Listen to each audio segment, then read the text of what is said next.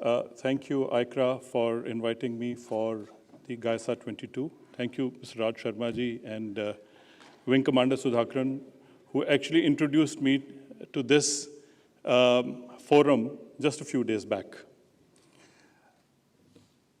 We have spoken enough about the artificial intelligence, and in the morning when I came here and we were sitting in the hall next door, I just raised the question to myself that what is the difference between natural intelligence and artificial intelligence?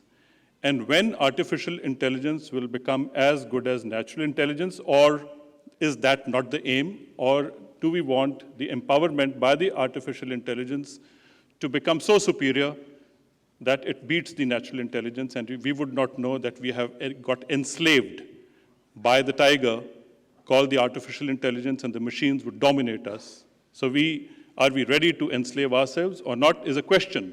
And of course, many issues related to warfare are being spoken about here in this forum.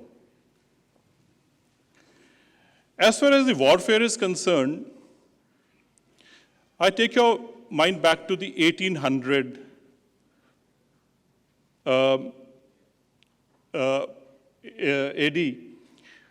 when the Industrial Revolution had just about started. The total global population was about 1 billion. And as the industrial revolutions, from first industrial revolution to second to third, grew, the generation of warfare also grew accordingly. The first generation of warfare, the second generation of warfare, the third generation of warfare, and today we are at Industry 4.0, where the global population is almost touching 8 billion, 8 times more since the Industrial Revolution started. And in next about 30 years, we are going to almost touch 9.7 billion, and to make it round, it'll look too big if I call it almost 10 billion, which is almost 30 years away. It means we are going to actually add in next 30 years 2 global populations worth of 1,800 in next 30 years. This is the stress on the world that we will see, that the nation states have started pushing the other nation states on the borders, and therefore the battles have been fought on the territory, the territorial battles. Over a period of time, you realize that you cannot win a territorial battle unless you have economy, unless you have money, unless you can empower your armed forces with more defense budgets and more budgets to get better technology. And after that, you realize that this cannot carry on like this till the time you have your own technology to come in to support your own economy. Ultimately, you will have your own smart systems and the militaries operating. Are we going to actually continue to fight territorial battles, or are we going to have trade battles, or are we going to have technological battles is the question. I think we have almost come to a point that we are in for fighting battles on technology.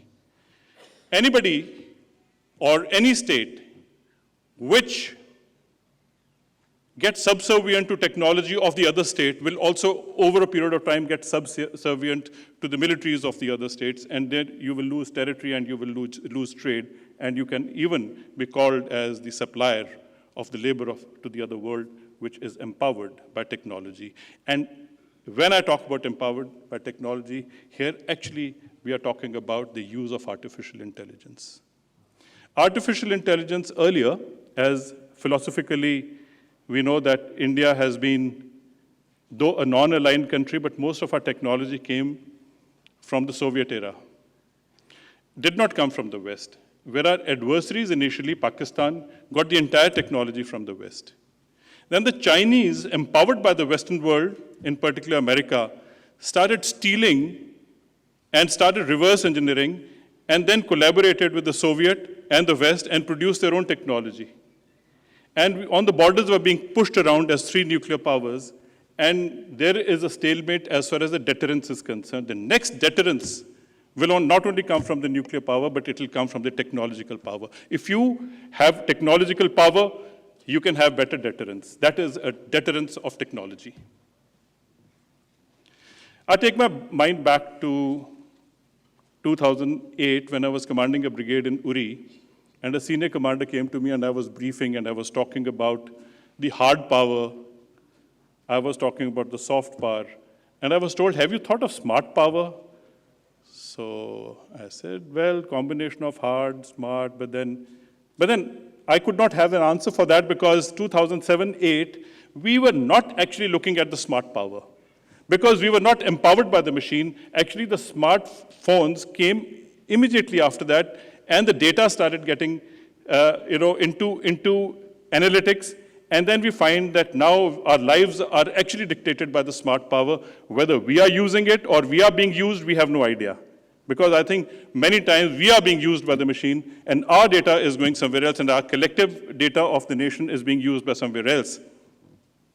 I was attending the book launch of Sri Rajiv Malhotra the other day, and he talks about snakes in Ganga. And snakes in Ganga is precisely the data collected by the Harvard University, and he says all the data which has been collected of India is being used to actually spin theories on India.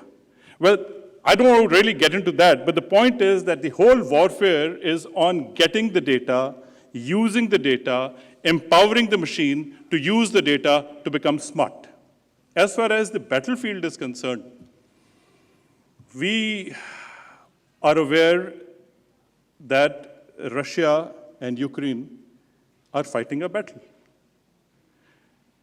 And they started fighting a battle in an era that we started talking about non-kinetic, we started talking about non-contact, we started talking about the fourth frontier and the fifth frontier, which is the space and the cyber world. But actually what happened on ground was the superpower, one of the superpowers, as Russia that we consider, actually started using the conventional way of war fighting. So maybe in the era of smart warfare, they started going back to the analog methodology of fighting, and maybe they thought that was the best strategy to adopt. So therefore, the big question came, is conventional warfare back, or have Russians made a mistake? There is so much of information which is floating around about who is winning, who is losing, because it is not only the nation states, I think, which are fighting a war, which is a kinetic war or otherwise in the other fields of smart war. But I think it is the industrial complex, which is a military-industrial complex of both the countries, which have come together and selling their own technology and using information for convincing people that which is the side which is winning or not. On ground, there is very little that you can see unless you're being reported upon by the media through such powerful platforms that we actually see the war by how it is being fed to us. Now, is it a right or a wrong perception of war? I do not know. We all understand, and we all crystal ball gaze, and USI does a lot of programs on that. What is the actual state on ground? The second thing was that there was an initial assessment that the war is going to be over in about 5 to 6 weeks. It didn't happen. We're almost in the 7th month. What is going on in the warfare? At 75 years of our independence, we've been fighting battles. And in the Amrit Kal, how are we going to fight battles? Really speaking, we need to understand, as we speak on this platform on artificial intelligence, I think we have to prepare for two things. One is Internet of Battle things and Internet of Military things. The battle goes into the tactical battle area where the actual war fighting happens, and largely the Internet of Military things empowers the military largely, including the logistics and decision-making process. And General Sharma was talking about the OODA loop, where we have to make sure that there is a centrality of information where the decision is taken. And therefore, the central command post is where the decision is going to be made. So that is where the national command post would get the situational upgrades. But the system of systems will ensure that every stage, the decision is not only made by a human being, but a lot of automation will happen in the decision making. Three things will bring to this technology, and these are three strands. One is the power. How are you going to energize your battlefields? Because everything is going to be based on electricity. You cannot run any system without electricity. How much power is to be generated in the battlefield And it is not only the power that gets generated in the battlefield, but in the battlefield conditions where your systems are being destroyed, you still need to have redundancies, and what is the backup and assured power supply that we will give to our systems. Second thing is, what are the materials which we are using in the research, whether they are the rare earth materials or now possibly they will come from the planetary materials, because the space is making sure that a lot of landers like on Moon and Mars would pick up some materials from there, which will become another way to fight a war, that anybody who has better materials will be able to make better products, and including the reactive materials. And the third thing is the electronics. Miniaturization or PCBs, which go to semiconductors, and how we can reduce the nanometers of writing a program. I think that is where we are. And I think the future lies in the quantum key distribution, where either we use fiber or we use spectrum. We have to go quantum. Second thing is we have to have our own semiconductors. We need to have our own materials or research our own materials, because our materials cannot be just dust and somewhere else is silicon and somewhere else is cobalt and somewhere else is whatever comes from. So I think we need to do a lot of research in our own indigenous materials, and we just might be able to come with the formula that we have our own power, which is of that kind.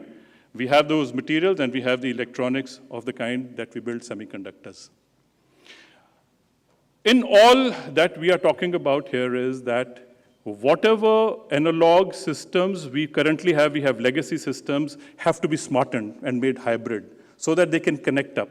But what will happen is that if you're going to continue to import a hardware, some from the West and some from the Soviet origin and some indigenous, we will not know how to fuse them together. So I think in hybridization, we'll have to put boxes which will make the analog systems work together as one part of the system rather than many different systems which are not compatible. With the American system, of course, we have Comcasa, we've signed with them, and they've given us ComSec. But the American system cannot be fused with the Russian or the indigenous system. How do we bring them all together unless we have our own systems? So we have our own NAVIC coming up. I think we have to do our own PNT. We need to do our own Earth observation, and we have to do our own analytics. Whatever the satellites show us have to be processed very quickly so that we can take a decision. And I think in autonomous warfighting, I think a lot of decision-making will have to be outsourced. In fact, artificial intelligence is the, you can say, the highest form of outsourcing that the world would have ever seen. But we should not outsource it so much that we become slaves of our own soldiers. We become slaves of our robots that we create who will master us. I think we just need to augment ourselves. We need to have our own slaves empowered so that we can use them in a very smart way. Thank you, ladies and gentlemen.